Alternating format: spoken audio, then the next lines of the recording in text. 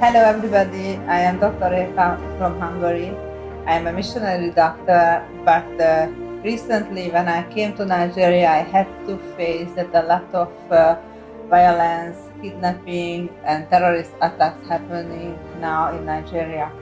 I have a friend who is very young, a beautiful lady who was just kidnapped recently, and she was very um lucky because she's alive, she's now here, and we would like her just to tell a testimony about what's happening now in Nigeria. Because many articles just we are not sensitive anymore since we are used to it that something happens, something are happening. But after the Pentecost terrorist attack, many people just realize that it's really a crisis, and not only economical but also spiritual, and it is not so uh, simple to explain. So I think now the best thing that we can ask her what happened really. Hello, uh, Vivian Chinemerem. Yes. You are very welcome, and I am Thank you. very happy, and I thank you for doing this testimony. You're welcome. Thank you so much. My first question, that what is your job, what is your lifestyle, why you were most probably in the in the interest of your kidnappers? I am a presenter, an on-air personality with a radio station here in Onitsha, Anambra State of Nigeria.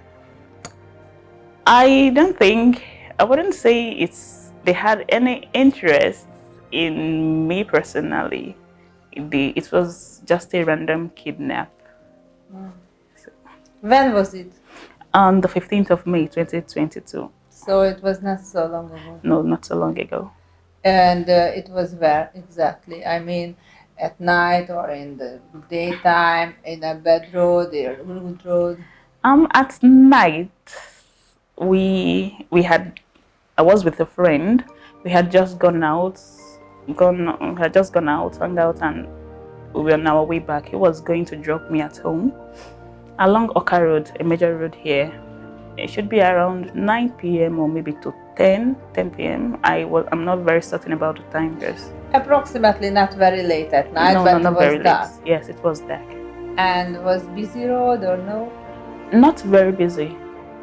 Not very busy. And then the gunshots cleared the road in minutes. Yes, Once they hear gunshots, everybody disappears. of course. Can you explain me what happened really with you? Okay, we were in a vehicle. We were driving towards my house, and then suddenly a vehicle full of armed men overtook us and stopped. Initially, I thought they were the local vigilantes, because sometimes they tend to drive recklessly, until about 4 or 5 armed men got out from the vehicle and started shooting sporadically. My friend and I, we got out from the vehicle and laid on the floor along the road. When they were done shooting, Everybody had a shot. Yeah, they all had guns. Maybe the driver didn't, I'm not sure. So when they were done, someone hit us and asked us to enter the vehicle. We entered the back. Some other people, their guys, they entered the front and drove off in our vehicle and theirs too. We drove quite a distance, and when we got out of the vehicle, we were in a bush. We walked quite a distance in the bush to a clearing. They asked us to sit there. Did you see anything, or you were something? No, they covered our eyes with handkerchiefs, so we couldn't see anything. We didn't know where we were going. From the first moment when you were in the lying? No, when we got into the vehicle, when they were done shooting, first of all they asked us to bend. So while we were bent over, they brought up handkerchiefs and tied our eyes. Oh my God! So you don't know how many time was to get to their place? No. You were in shock. You were afraid. God, I can't describe how shocked I was. I was like, because I just told someone at home, I'm going out, I'll be back. and here I am being abducted. If I don't come back, they don't know where I am. They wouldn't know how to start looking for me. It would just be another case of missing person. No one would know how to find me. I was beyond shocked. And afterwards, why you could be released? Why you are now living? What is your opinion? What happened afterwards? Okay, when we got to the clearing in the bush, we were all asked to sit. We were both asked to sit. Then they brought in another man too. Obviously, they picked him from somewhere else. We were all sitting. They took our phones, took our bags, our wallets, took the cash we had, our ATM cards, and our phones. They went to our bank apps. They started. Of course, they hit us repeatedly with the butts of the Wait a minute. gun. This hit was serious because how can I imagine? Just to show us the main business. Did you have any injury? Yes, afterwards? they hit me in the eye directly, and for a couple of days after that, my eye was very swollen. I couldn't see. It was red and had water dripping from it. Oh my God. But thankfully, that's the only injury I got, because the others, they got worse injuries. They did this because to be conscious that you really have to give the money. Yes. So while we were there, we were all sitting. Of course, our eyes were still tied. We were still covered. They had our phones. They were making transfers. They sat there for a very long time. They were making transfers and sending someone to go withdraw the money. I don't know. We were all at the point they were like, if they are unable to get enough money from us, they are going to shoot us there in the bush, and no one would know, because really no one would know. It's a very deserted, and so we were all very cooperative. They'll ask you your PIN, you call it. You just immediately tell. Yes. If you hesitate for 1 second, you are getting maybe a slap, or you're being hit in the head with the butt of a gun. And what about your friend? While they had our phone there, because he had about 3 bank apps on his phone, they were trying to log into one. They kept asking for the PIN. It seems because we are all shocked, very shocked. Yes. So maybe somehow he wasn't very certain the particular PIN they requested, so he kept calling. He wanted to say the truth, yes, but he was in shock. Yeah. Yes. So they will enter whichever one he calls. The bank app will say it's a wrong PIN. At the point it got disabled, that particular bank app got disabled. So in their anger, they shot him in the leg, to show him obviously that they mean business. And then they got very, very. Wait a minute. And when it happened, you were very afraid. What about his life? Because since you couldn't yes, see anything. I had no idea. I just heard a gunshot. I didn't know if he was killed or if it was I just heard a gunshot, and then everyone was silent, and just the abductors, they were saying, "You think we are here to play? You think we're here to play?" I wasn't sure if he was killed or if it was just something else. I just sat there quietly. I couldn't move. I couldn't say anything because I didn't know which state he was in. And basically, I just didn't want them to remember I was sitting there. In case they had shot him, I might be next. We can wait a minute. Just be calm.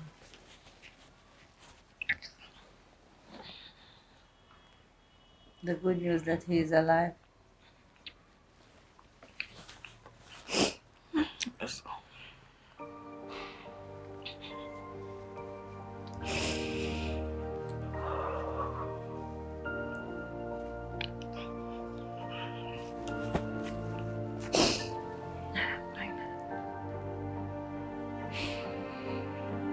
So when they realized that he has another bank account which is working, you could be very conscious that he is alive again. Yes, after maybe about a minute, he spoke up. He was like, I told you I was going to call it. You guys have been beating me. I was just confused. You shouldn't have shot me. That was when I knew, okay, he is alive.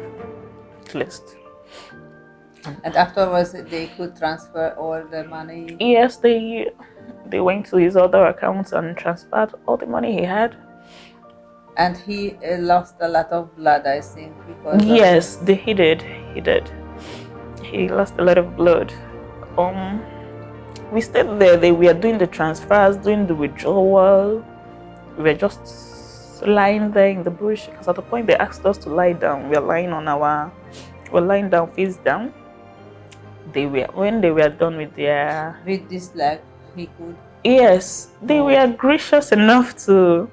They got a piece of cloth and tied it so that he doesn't bleed to death. So we're just lying there waiting for them.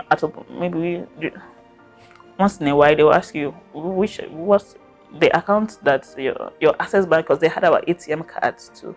So I asked you, this ATM card, this access bank ATM card, which account number is it linked to? You call and they continue with whatever activities they were doing. When they were done, they took us back into the vehicle. Our eyes were still covered and drove quite a distance. Actually, when we were in the vehicle, we didn't know we were about to be released because they kept talking about how they were going to go kill us and dump our bodies in the river Niger. Oh my God. So I was just... It was just a joke, like a very... Yeah, till they released us, we didn't know it was a joke. I was just there in the vehicle weeping. And they kept saying how, making so many comments like that. And at a point, they stopped and asked us to get down. I thought they were about to shoot us. When we all got down, we heard the vehicle going and driving off. That was when we knew we had been set free. Do you know where was this place in Onitsha? Where they released us? Not in Onitsha, a town. Far? Not very, very far, but a town somewhere around Onitsha too. How could you reach anybody without phones? We couldn't. I had no idea what the time was, but it was very, very... I later saw someone, I asked the time, he told me the time, and then it was maybe around after 3. I had to, because he was shot, he couldn't move. Yes. And they dropped us in a very, very lonely place. Deserted bushes around. There were no villages in sight. I had to carry him on my back up a very big hill. Oh my God. And then into the nearest village, dropped him by the roadside, and then ran around the village seeking for help, knocking on doors, and before we could find someone willing to even give us phones to make call, because they were scared as well. It's the wee hours of the morning and you're knocking on gates saying that you've been shot and you've been kidnapped. How sure were... One expressly told me, I don't trust you. How sure am I that this is not a trap? And refused to open his gates. So I ran around till I found someone willing to help. It was many hours? Yeah, by then, maybe around 1 hour after we were released, I was able to get help. With the... Yes, he was still bleeding. It's a surprise that he didn't lose consciousness, because it's been long hours after he was shot and he was bleeding. And afterwards, how could they take him to the hospital? In Onitsha first? Yes. After I found someone willing to help, he went into the village and called their local vigilante there, and then they said the youth leader too. He brought his vehicle and we were already making calls. They took, because he needed urgent medical attention, they drove us to a hospital in Mbo. There he received at least basic first aid. And then his friends came by. Then when we got to the hospital, it was 5 a.m. because immediately we were driving into the hospital. A 5 a.m. prayer, the bell rang, and a prayer that comes up by 5 a.m. started. So I figured it was 5 a.m. when we got to the hospital. The doctor there was swift too. He they started attending to him immediately. And now he is in hospital. Yes, in another At this state. moment? No, yes, he is. He's still in the hospital. And another one. Yeah, another one, because the first hospital with them they took us to was just for first aid, and then his friends came around. They took him to another hospital. Those ones said they were going to amputate his leg from somewhere below the knee.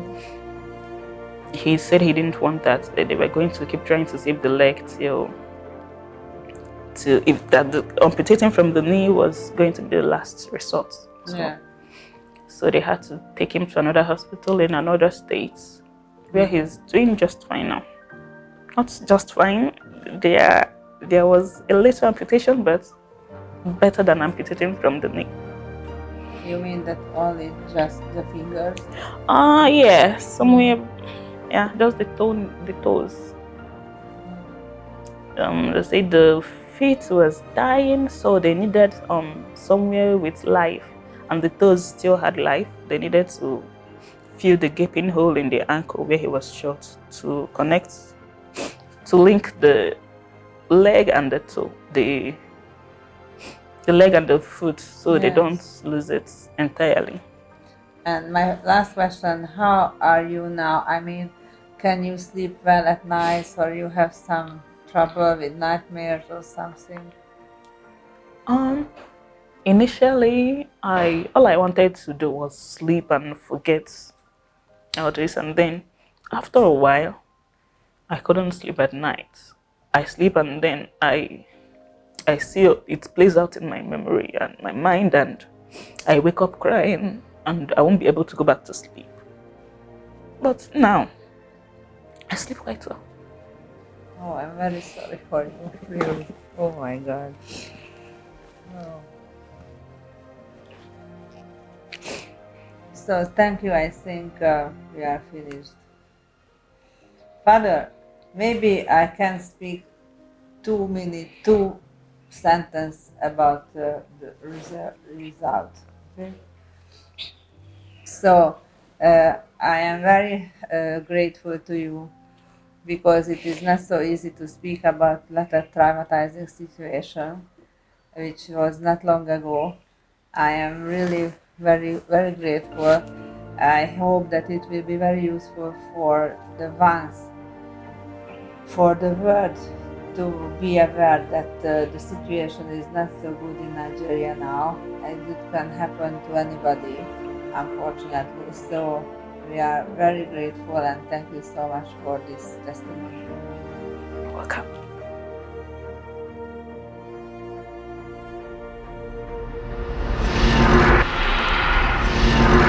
Hello, I am Dr. Reka from Hungary. I am a medical missionary doctor here for years.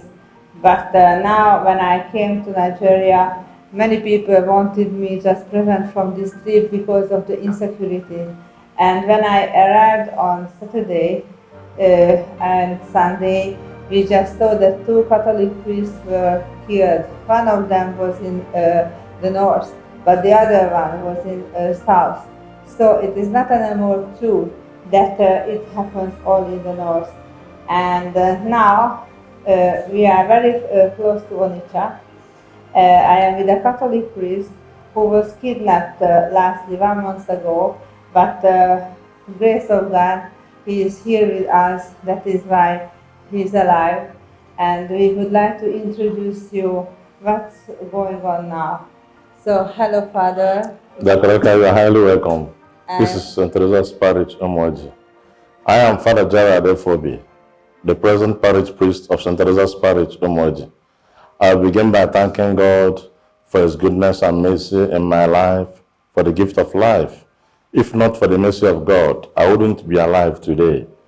We heard of incident that happened last week, a priest that was kidnapped and murdered. But God saved me. I was a victim of kidnap. It was all on May 20 precisely, evening time around 7 p.m. I visited a sick patient around Onitsha axis. On my way coming back, at a place called Ekempo, some hoodlums double-crossed me On our ways, I was confused and bewildered. I never knew what was happening. I thought it was a riot going on. 4 armed men came across me and surrendered me and told me to get out from my car.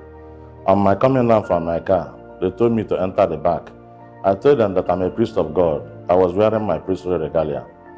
They said even if I'm a priest, that I should enter into the back of the car. 4 of them entered my car. 1 of them drove away with my car.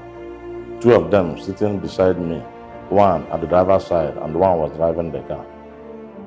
They drove away with the car. After traveling for some miles, they began threatening me that they will kill me, whether my car has a tracker. I told them that my car has no tracker.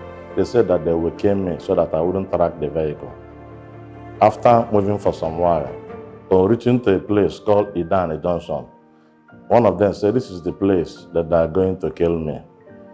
After some arguments, 1 of them now said that they will not kill me here, that they have to go to a lonely place so that they don't attract people's attention. After traveling some miles, they entered into arguments. The other people in the other bus, because the bus was fully loaded with many boys, fully armed, up to 15 of them. The bus stopped and the person driving the vehicle in which I'm inside stopped. They said that they will kill me there. I started praying for them. They said that we priests, that we are not doing anything about what is happening in the country. I was praying for them, interceding on their behalf to plead, let me go, that I didn't do anything to them. They said no, that they will kill me. After praying for them, they were responding to my prayer. After praying, they said, but that they are going to kill me. I don't know what to do again. I was praying inside myself and praying for them. They were entering into arguments. The ones staying beside me, they told that person to open the door to shoot me so that they will continue their journey. That person said no, that he will not kill me, that I'm a priest of God. After some time, the one driving said, okay, let them leave me, that they need my car. Let them go with the car and leave me. There were 4. 2 persons has agreed that they will kill me, whereas the other 2 disagree that they will not kill me. Because of the mercy of God and the disagreement they had, they now allowed me to go. I had to trek miles from that Idan Johnson to my parish. It was a horrible situation. It was a terrible situation. But in all, I thank God for His mercy. If not for the mercy of God, I would have been dead by now. But the mercy of God allowed them to set me free. I thank God for His goodness. I thank God for His benevolency. Because of this mercy God has shown me, I pray and I hope to use all my strength and energy to walk in the house, in the God's vineyard. I'm having some challenges. The psychological trauma I'm passing through, but by the grace of God, I will overcome it. And the challenges I'm having in the priestly apostolate, borrowing car from my parishioners, but I am believing God that very soon I will have a replacement by God's grace. That is the pastoral challenges I'm passing through. The trauma and the borrowing vehicle from parishioners, because they made away with my car, my phone, my shoe, my wristwatch, but all those things are material things. The life God has given me, I'm ever grateful, and I'm eternally grateful. I'm equally grateful to the staff and management of Burumi Hospital, especially Father Izunmo Okonkwo. He has been calling me from time to time, asking of how I'm faring. I've even gone for medical checkup, and thank God I'm medically sound and I'm medically fit. I thank God for the gift of our Archbishop, Valerian Moriko Keke, and the Auxiliary Bishop for their care and concern and their paternal love. I am grateful to them. I'm equally grateful to Dr. Reka for his concern for the apostolate in our country, Nigeria. We are ever grateful. The good work they are doing in Boromir Hospital, the apostolate, is something to write home about. May God continue to reward you both here and hereafter. And I pray that this good work we are doing in our country, Nigeria, will continue to bear fruit. And our God will continue to bless and favor the good work we are doing all the days of your life, in the mighty name of Jesus Christ. So I thank you for your care, your concern, and solidarity. I thank all of you here for that paternal love you have given me. My prayer for you is that this kind of incident will never befall you. that our God will continue to protect you, will continue to guide you all the days of your life. In the mighty name of Jesus Christ. I thank God once more, and I will be forever grateful to God. Okay. So thank you, Father, for this really great testimony, and I am very grateful that you could open your mouth and your heart. And we hope that many people just think how to make you a little bit better position in the future. Not only God, because the God is in your part, but physically, since you have a lot of challenges, not only Muslim problems, but also Fulanis after bandits, after hunger. So, what is your alarm that it is a very complicated problem, and I think that many people will have to help you. Would you like to add something? Okay. I just what? Okay, just to thank you for your concern, and I pray that we plead with the international organization to help us to fight this insecurity we are facing in our country, Nigeria. But because it's doing a lot of mishap, things are not moving the way it should be. If there is security in our country, Nigeria, things will go better. So we are pleading for help anywhere we can fight this insecurity in Nigeria so that people can go out peacefully and execute their work. It will be good for us. And we are believing God that by prayer and by individual effort, God will see us through.